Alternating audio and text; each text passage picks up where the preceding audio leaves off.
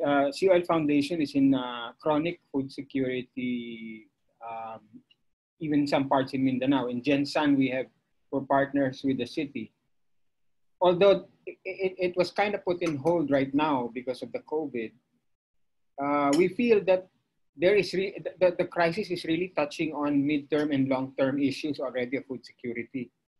And I think even in our organization, we have to revisit based on Joanne's recommendation in Mindanao. Kasi pag hindi nga inisip yung susunod na cropping at saka yung restoration ng food chain, food supply or supply chain, mag-fester yung issue.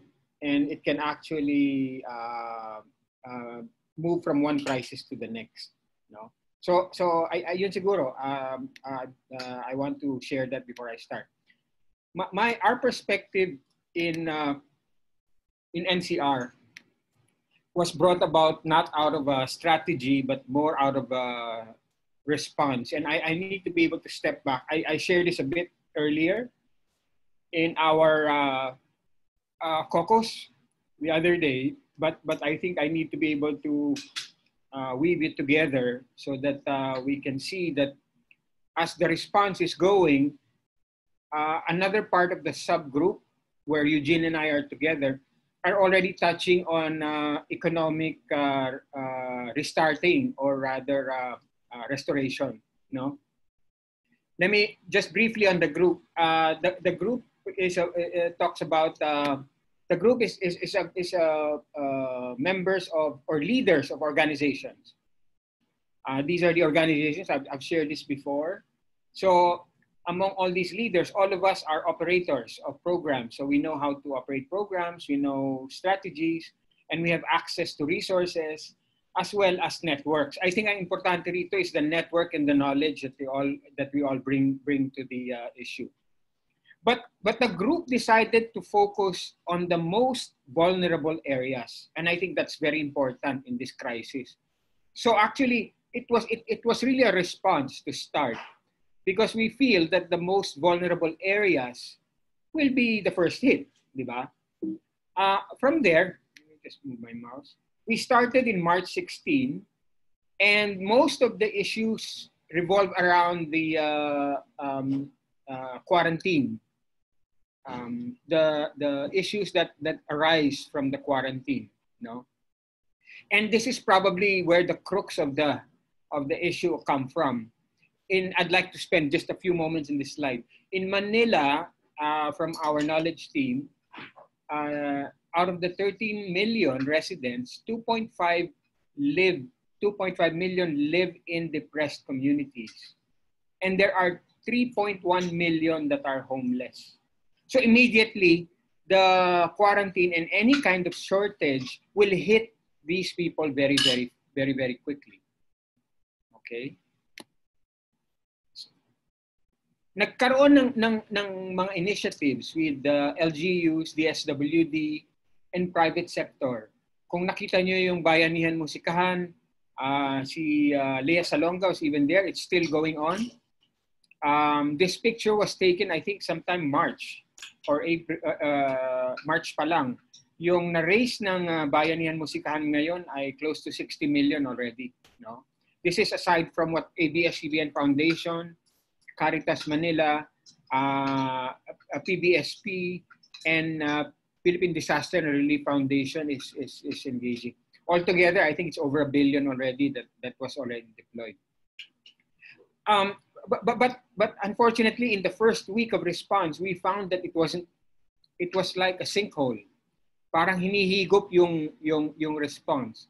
So the group invested in really knowledge, and the first lens that we developed was the density of urban poverty versus the COVID cases. This was a map done for NCR in March 23-24. I'll just breeze through it. From our mapping, we prioritized the areas. City of Manila, Caloocan, and Quezon City are among the highest ones. Not just because of the COVID cells or epidemics, clusters, but rather on the density areas. And this is one of the glaring issues that we saw by April 13. By April 13, from the DSWD DROMIC, DSWD was only able to spend 143 million, as opposed to the LGUs and the private sector already spending 4.4 billion. So this is a very glaring gap in spending. And DSWD wasn't really, the problem with DSWD is really the bureaucratic bottlenecks, I think, in being able to deploy that, no? And I think even now they're having issues, but they have gone beyond some of them. So with this kind of picture, you can already imagine the seriousness of the situation. And then, and just to add context to that scenario, this was taken sometime early April, late March, on the projected spending of calamity funds of cities. So they're burning through their budgets very fast. Some can stay above water, but by this time, most are already negative. By this time, we're expecting only Makati that is above the water line, and most of the cities are already in the negative. They were already allowed to realign some of their budgets, but still, the LGUs are very much saddled with this. No? So the first initiative that we did was really to be able to bring together the LGU responses, private sector responses, and the beneficiaries, so that when we engage the DSWD, they can very much align the responses as well within this targeting matrix. No? And if we zoom into Quezon City, in March 23, 24, this was the map of the COVID. On March 23, as we entered into the first week of the lockdown. By April 6, the calamity got worse because the COVID infection exploded in QC. Key to note that most of the explosion are in the lower part, hindi dun sa taas. Napagbibiruan nga namin na mukhang tama yung myth na yung mga squatter areas mas mababa ang morbidity or mababa ang COVID cases for one reason or the next. It's not really scientifically backed up, but sabi nga, mas resilient yata yung mga difficult communities or rather areas. Nevertheless, but the challenge for hunger will still be there, no? So what we did was, let me just move on faster. So as we responded on the first 2 weeks, we faced the response towards a market-based solutions. And this is where, from a response, you're already transitioning to already recovery, I think. This is the intermediate part of recovery, where you discover the gaps in the supply chain. And one of the first things that we discovered, aside from the supply chain malfunction itself, was also the big role of microfinancing. No? So what we did was we partnered with an MFI called Kasagana Ka, and we mapped out their presence. Strangely, when they said, in Quezon City, we're already funding women in these high-risk areas. Unfortunately, they remain a potential in addressing food security. We don't even ask for money from the government. Kasi pag binigyan mo ng pera, ititiway lang lahat yan. Pero the key is to restart the economy in these areas, no matter how small it is, because of reduced buying power or reduced demand. Kahit pa paano, iikot yung pera. And really, if you unlock this money, you're actually restarting the economies in these areas. So pagharap namin sa DA, pagharap namin sa Quezon City, and with DSWD, this was one of the asks that we had with them. No, one was to be able to provide mobility to these people and to connect them to supply. So the green areas are actually the women groups that have food enterprise in these areas, in Payatas, in zoom natin ha, teka ha. Zoom natin ng konti. No? Batasan Hills, Holy Spirit, Bagong Silangan, Gulod, no? Nandyan yung areas, no, nasan sila.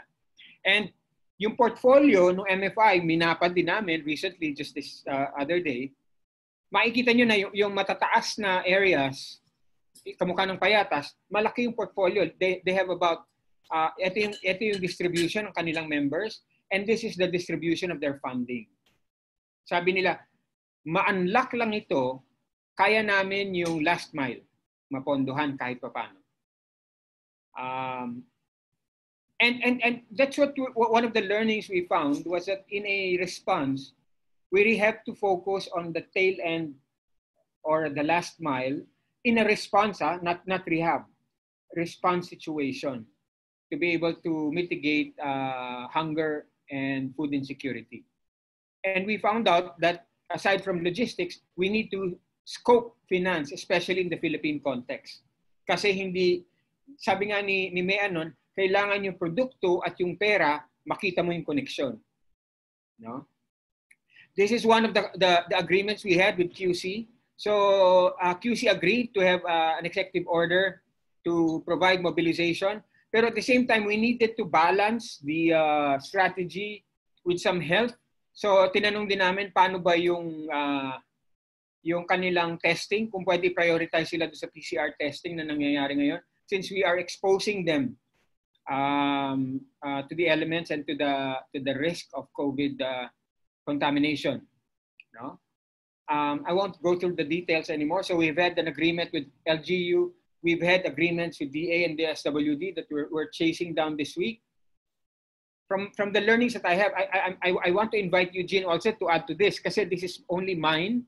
Hindi pa namin na-process yung learnings ng aming grupo dahil puro response yung ginagawa namin. From my own, this is what I saw. No? The response needs to be focused on the last mile, market solution, but needs to transition to an economic rehab perspective as we face it through the COVID crisis. So yung sinabi ni Joanne kanina, I think our group need to see that later on. Kasi hindi pwedeng last mile lang. Pero how to do that, wala pa kami doon. The MFIs have a big role in reactivation of local and informal economies. This includes strengthening of food access. So magsasabay yun. That's why the intermediate response actually already is scoping economic restarting. No? DA, we found, and not to fault them, was not geared towards addressing massive supply chain disruption. LGU need to take on a bigger role in this part because of the tactical responses that need to happen and ad hoc arrangements that need to also be put in place. So, doon sa gagawin namin, we need, sabi nag-uusap ka kami, pwede ba natin i-map out yung mga ad hoc supply chains that are being established and how they are good or bad? No? So, we need to be able to look at that. Kagabi, when I was talking with the QC food security head, sabi ni Nonong, Jess, DA, we've been talking to DA. One of the issues that may come up is how to facilitate the financial transactions. We haven't realized that in our group yet. Dahil wala pa kami doon, pero we're on a watch out and to try to see how that will emerge as an issue. And we will see what kind of arrangements we will make to address that.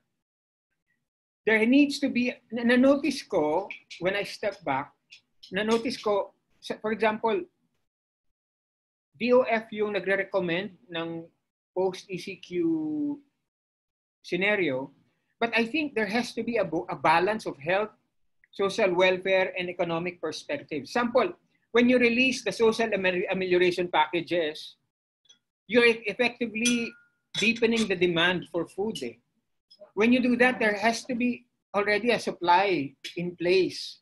Otherwise, malalak mo din yung pera dun sa mga accounts ng mga pamilya. Baka magastos yun sa pag-inom, baka magastos yun sa ibang bagay, pero hindi mo natutulungan yung pamilya pag hindi mo rin na-establish yung supply. There has to be an adequate communication. There are a lot of communication gaps from what I'm seeing from our meetings. And I think there has to be something, there has to be an analysis there also. So this is the learnings that I saw. That's about it. Thanks, Doc Elmer. Okay, thanks, Jess. Sige, so now we have asked Sorry, Eugene, do you have anything to add? Just quickly, no, yung Okay. yung supply chain presentation kanina ni Ms. Belinario. May share? Hello? Okay, Flora. Oh. Gusto mo i-share? Kasi Eugene just met with DTI eh. Wala ako eh. Hindi natuloy sa DTI eh. Nag-repeat meeting lang with DA and DSWD. Anyway, what I was saying is the supply chain presentation earlier showed what we've been emphasizing from the beginning, no? Yung finance is the pain point even before the ECQ. Now it's worse. Now, a worse pain point for the poor kasi yung pera ang magpapaikot ng pagkain eh. From the beginning, yung CSO and private sector network had no illusion na pwedeng pagpatuloy itong pwedeng tuloy-tuloy itong food pack. Imposible eh. Yun, it disrupts the supply chain, no, yung LGU ang bumibili, no, and pagod na mga LGU. So that's the rationale behind our advocacies, IATF, and fortunately DTI, DA and DSWD are supporting it to let the MFIs, the cooperatives, employees to allow them, no, to be part of the financial services that are allowed to work. Kasi sila yung magpapaikot ng pera eh, doon sa mga mahihirap.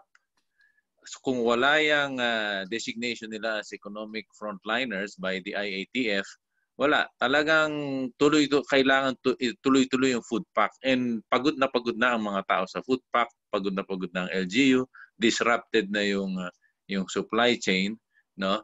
So sana ma-approve ng IATF. Fortunately, sabi nga ni Jess, may mga ilang LGUs na pumayag, no? QC, Bohol, Albay, pero ang dami pang hindi pumapayag and sakit ng ulo. Hirap kumuha ng pass kung sa bawat LGU hihingin. So hopefully makalusot na sa IATF yung advocacy na yon. And that will unleash yung unlock billions, no? Without additional budget from the government, it would unlock about 60 billion in the portfolios of MFIs and co-ops, which people will surely use to buy food. So yun lang.